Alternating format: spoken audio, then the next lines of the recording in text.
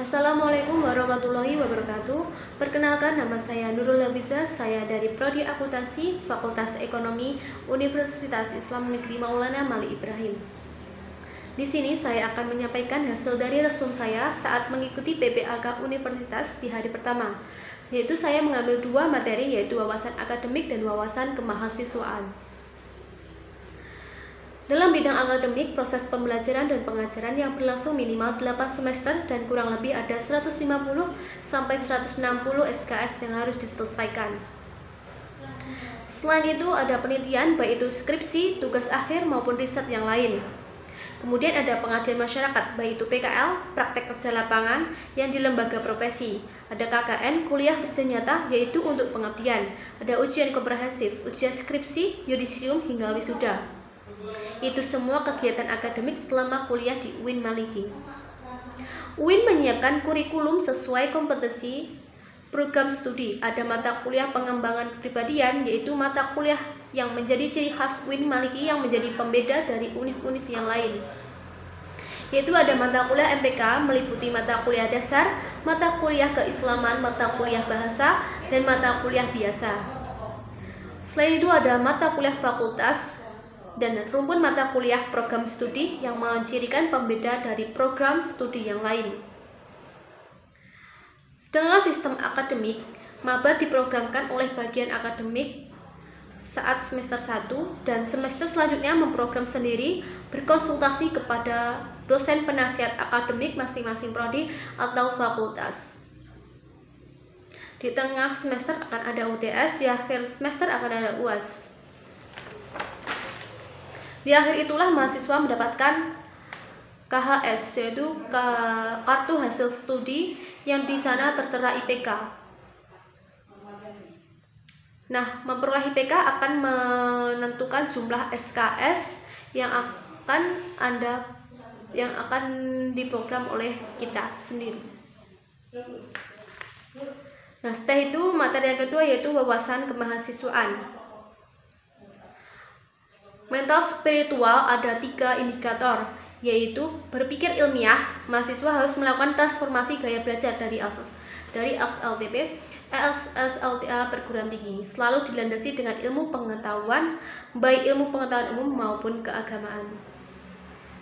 Yang kedua adalah berpikir positif.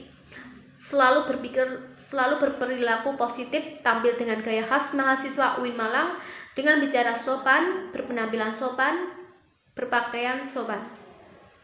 Yang ketiga adalah kreatif. Difasilitasi unit kegiatan mahasiswa, ada 18 UKM untuk bakat dan minat mahasiswa.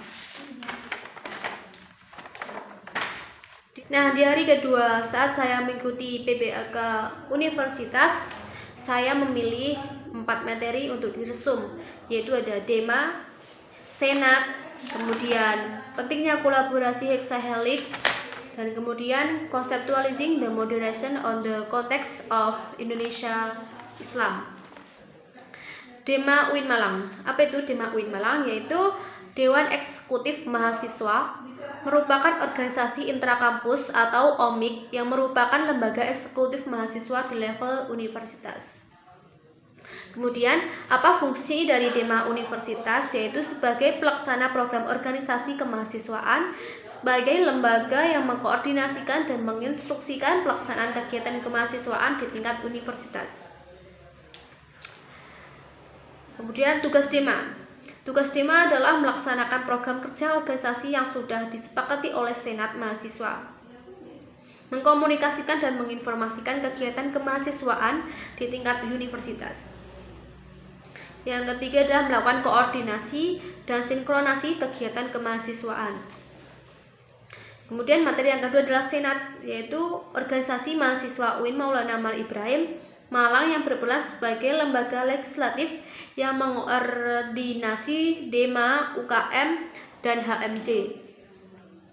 Fungsi SEMA atau Senat Mahasiswa adalah pertama adalah advokasi, yang kedua legislasi, yang ketiga pengawasan, dan keempat penganggaran.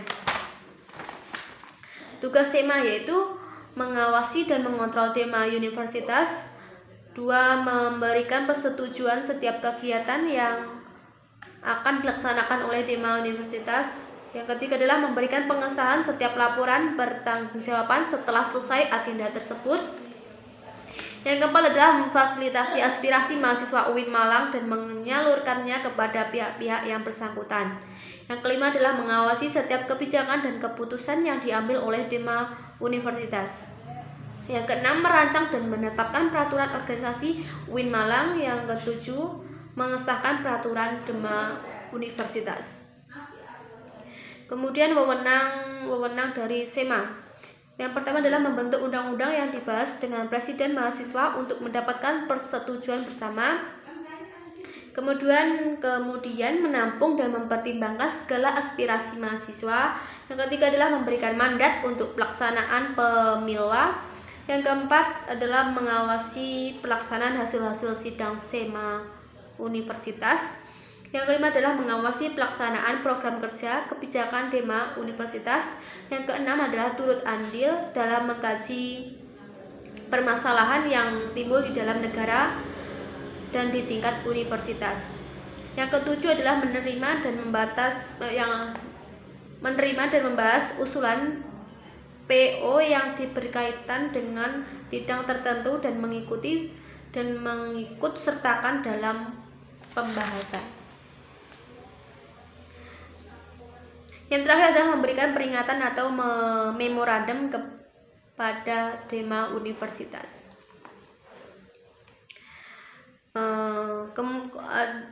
Komisi Senat Mahasiswa itu ada 4, yaitu Komisi A, Komisi Advokasi dan Hukum, kemudian Komisi B, Komisi Organisasi dan Kemahasiswaan, terus Komisi C yang berisi Administrasi dan Keuangan, kemudian Komisi D, Informasi dan Komunikasi.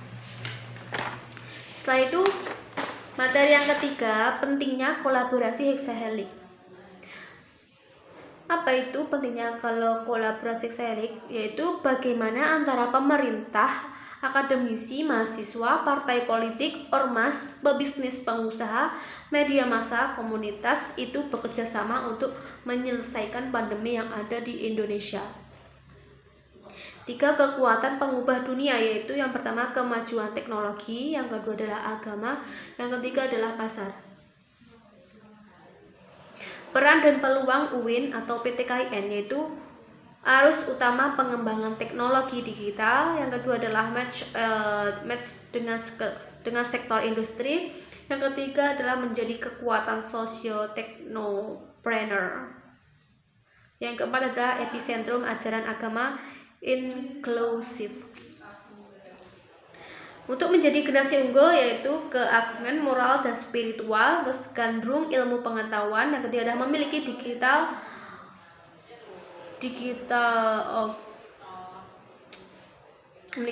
yang keempat adalah kesolehan atau peduli sosial. Materi yang keempat yaitu conceptualizing the moderation on the context of Indonesia Islam, yaitu orang sering menilai seorang soleh itu dinilai dari aksesorisnya. Label sosial Islam atau Muslim, liberal, sekuler, pragmatis, modernis, tradisionalis, fundamentalis, ekstremis, teroris. Label kontemporer yang viral yaitu moderat Islam dan Islam Nusantara.